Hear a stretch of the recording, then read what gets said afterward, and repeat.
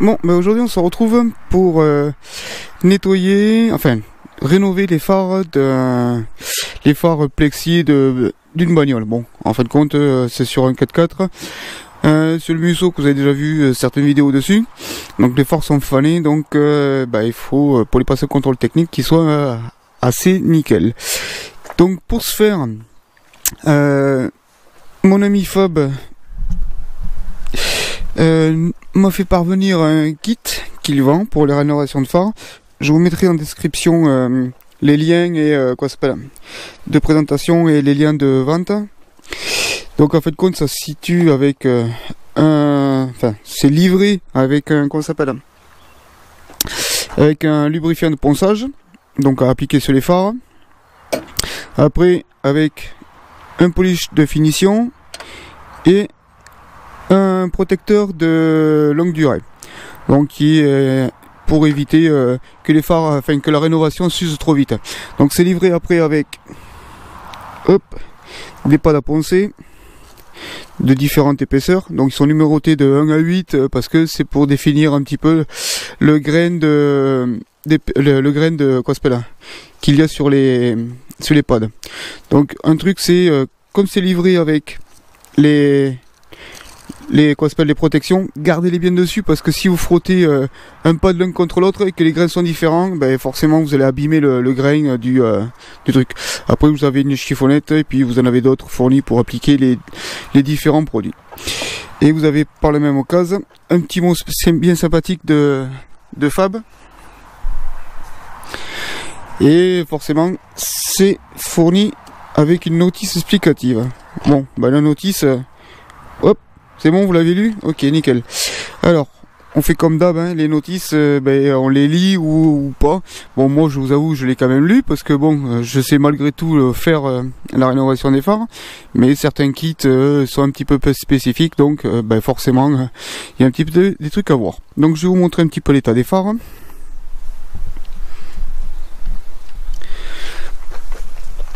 Ouais, forcément, avec le soleil en face, c'est pas bon. Donc voilà, donc là les phares on les voit, ils sont ternis. Il y a eu déjà une rénovation plus ou moins d'essai de fête, puisque on voit, moi je vois qu'ils sont rayés quand même dessus.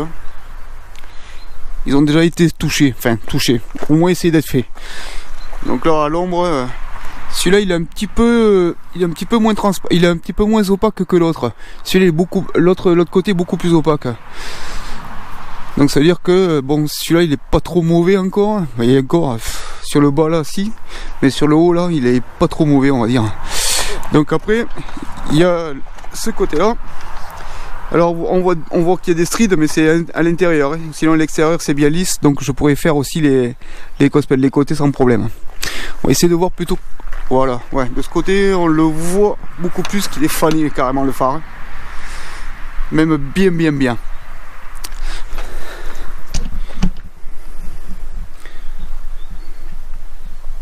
Donc ce que je vais faire c'est que, alors en fait compte, je vous explique vite fait la technique on va dire. Donc comme les pads sont numérotés de 1 à 8, 1, 2 et ainsi de suite. Ouais, on voit bien, bon bref, voilà. C'est suivant le degré de rayures que vous avez sur les phares pour pouvoir les faire revenir. Donc Fab conseille de commencer par peut-être un pad plutôt bas. C'est-à-dire, au lieu de commencer par exemple avec le pad numéro 1 qui est le grain le plus épais, c'est de commencer par exemple avec le pad numéro 3. Et si on voit que ça suffit pas, on recommence avec le pad numéro 2 ou voire le numéro 1. Alors moi, ce que je vais faire, c'est que je vais commencer d'entrer par le numéro 1, numéro 2, numéro 3, ainsi de suite.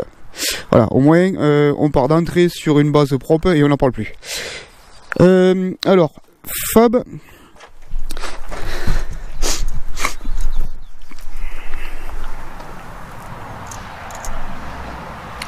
Ouais, on va commencer par ce côté.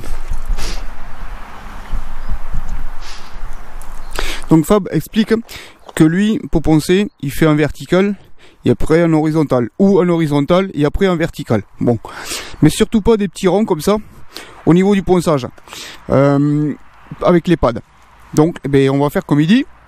et après ben, on mettra le polish. Donc là franchement je vais pas vous expliquer que je passe d'abord numéro 2, numéro 3, numéro 4, numéro 5, 6, 7 et 8 au niveau des pattes de ponçage, parce que c'est assez long à faire et ce sera pas une vidéo intéressante. Donc vous, ce qui vous intéresse plus, c'est le résultat. Donc ce que je vais faire, c'est que je vais faire le ponçage, ainsi de suite. Et une fois que le ponçage sera fini, tout sera en accéléré et je vous montrerai un petit peu après, plus à la fin, avec les crèmes, comment ça se passe et ainsi de suite. Donc un petit dernier truc juste,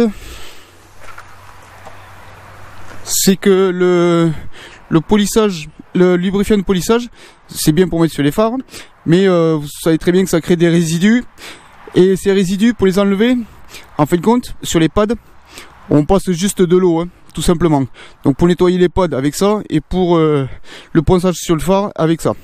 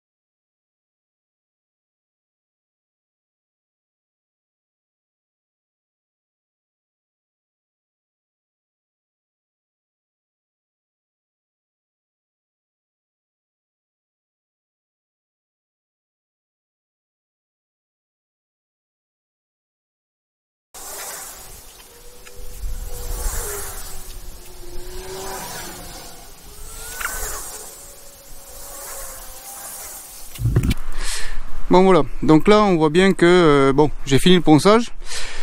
On voit bien qu'il y a un film encore transparent dessus, enfin un film, un voile, ce qui est tout à fait normal, puisque avec le dernier papier à poncer en numéro 8, on a, comment ça s'appelle, on a encore rayé la surface, et c'est avec le quoi s'appelle, hop, avec celui-ci qu'on va justement le polish de finition, qu'on va venir faire récupérer le phare en version transparente.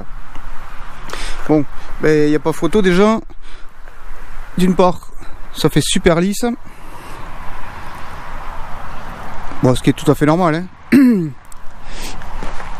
Et on voit que ça s'est éclairci par rapport à celui-ci. Hop là, voilà, par rapport à celui-ci, on voit bien que bon, déjà c'est pas bien lisse. Et je sais pas si vous distinguez bien, mais il est bien fané encore, hein, par rapport à l'autre. Ah, celui-là on commence à y voir à travers correctement. Donc là je vais passer le polish de finition, puis on va voir ce que ça donne.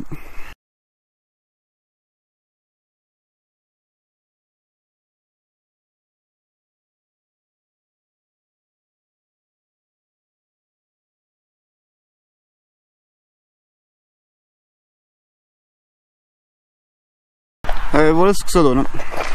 Alors, ben, comme on peut le voir, ben, ça rend vachement bien, hein, par rapport à ce que c'était.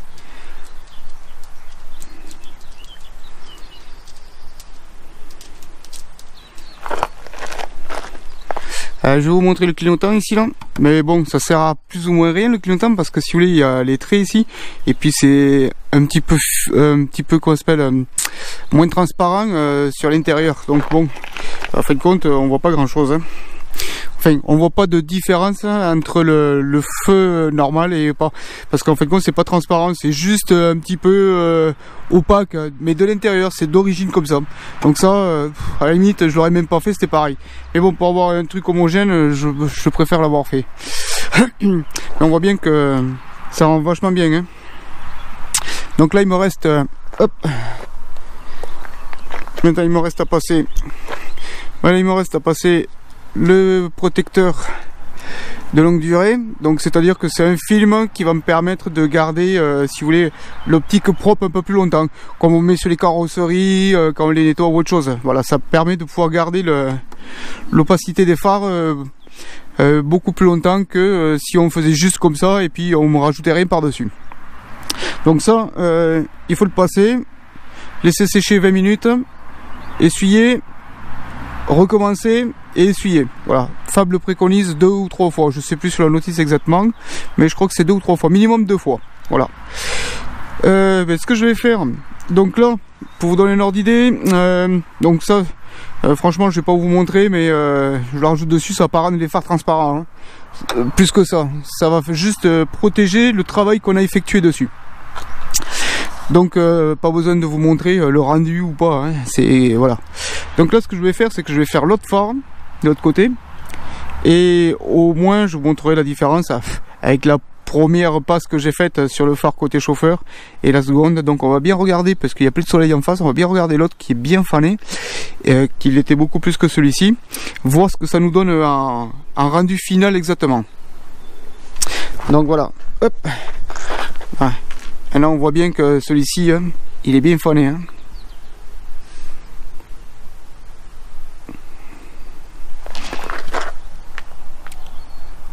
Il est pas du tout opaque, il est opaque quoi, il est bien fan, il est fané quoi.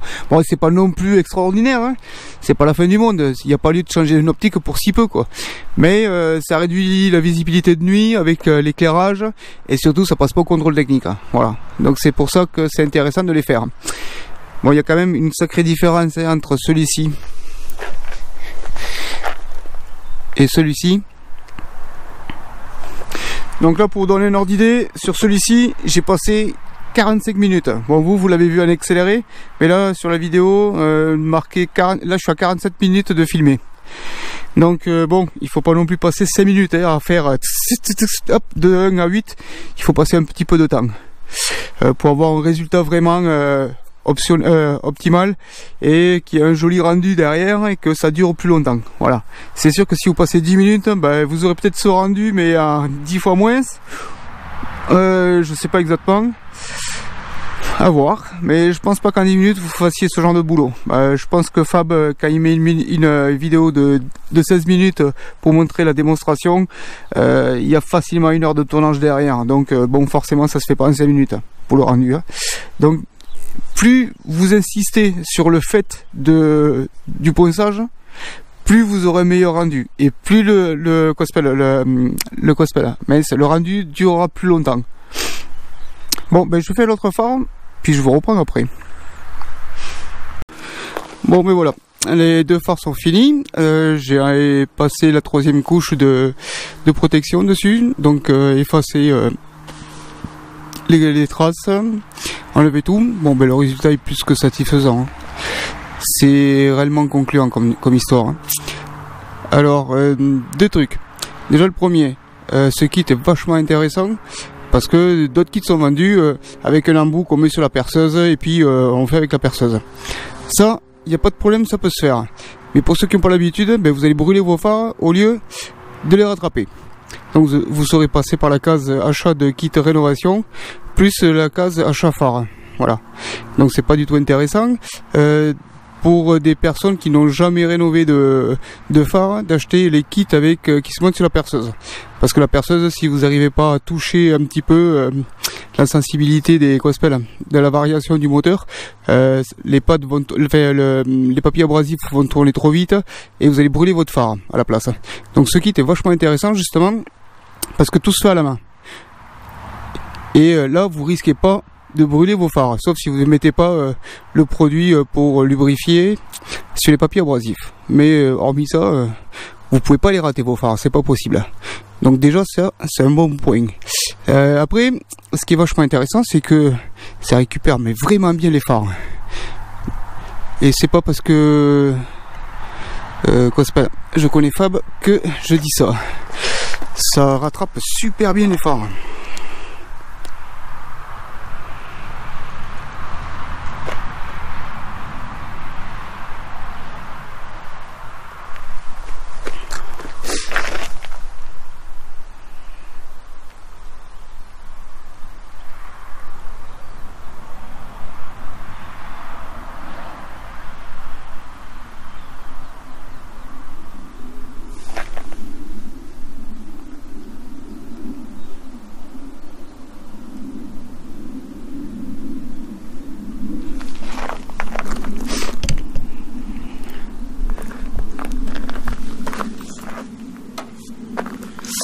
En plus, deuxième point super intéressant, c'est que Fab n'est pas radin sur les quantités. Donc ça fait que du polish, hop, là j'ai fini. Hein. Donc du polish pour les phares, eh ben, il m'en reste largement encore de quoi faire. Et le rénovateur, enfin la protection longue durée, c'est pareil, il m'en reste largement encore de quoi faire. Donc en fin de compte, ce qui est intéressant, c'est que vos phares, dans 6 mois, au lieu de, si par exemple vous avez vu qu'ils sont redevenus opaques, ce qui m'étonnerait, mais si vous avez vu dans le temps, si vous voyez qu'ils deviennent opaques, au lieu de recommander un kit complet et de passer les pads, vous avez juste à passer le polish de finition et la teinte. Si vous laissez pas trop le temps agir sur l'opacité des phares, ça vous permettra de les récupérer encore une fois de plus. Et de temps en temps, vous passez du protecteur, ce qui vous permet de garder votre travail vachement longtemps propre. Donc pour moi, au moins le protecteur à faire une fois tous les 6 mois. Ça c'est pas mal parce que en fin de compte, on connaît très bien l'histoire, les produits avec le temps perdent leur efficacité. Mais si dans 6 mois vous remettez du finish, du protecteur de longue durée, vous continuez à garder le travail que vous avez effectué. En plus c'est quand même du travail parce que sur celui-ci j'ai passé 45 minutes et sur celui-ci pareil quoi. Donc on n'y passe pas 5 minutes. Donc c'est pas mal d'avoir du produit en plus pour pouvoir en remettre sur les phares d'ici 6 mois par exemple, pour refaire revenir le travail que vous avez effectué et le garder aussi propre et aussi longtemps que vous le pouvez. Voilà, ce qui est intéressant, c'est que je suis sûr que dans 2 ans, en passant tous les 6 mois du produit pour protéger et puis du polish, dans 2 ans vous repassez le contrôle technique comme vous l'avez passé avec vos phares refaits à l'heure actuelle. De toute façon je vous dirai ça puisque cet engin passe au contrôle technique dans la semaine. Donc je vous donnerai des infos si c'est passé sans problème ou pas. Mais pour moi ça passe sans problème, vu la qualité de la finition qui est faite dessus. Mais voilà. Par contre, un petit souci quand même. Alors Fab donne des microfibres. Bon, ce qui est vachement bien. En plus on peut les garder. Par contre moi je suis vachement déçu Fab. Je voulais une couleur bleue, j'ai une couleur violette. Je suis désolé mais ça c'est un petit peu à négliger. Alors la prochaine fois si tu voulais, tu pourrais m'envoyer un truc avec une couleur bleue, je préfère. Merci beaucoup. Allez, sur ce, écoutez, je vous remercie d'avoir suivi la vidéo, puis je vous dis à une prochaine.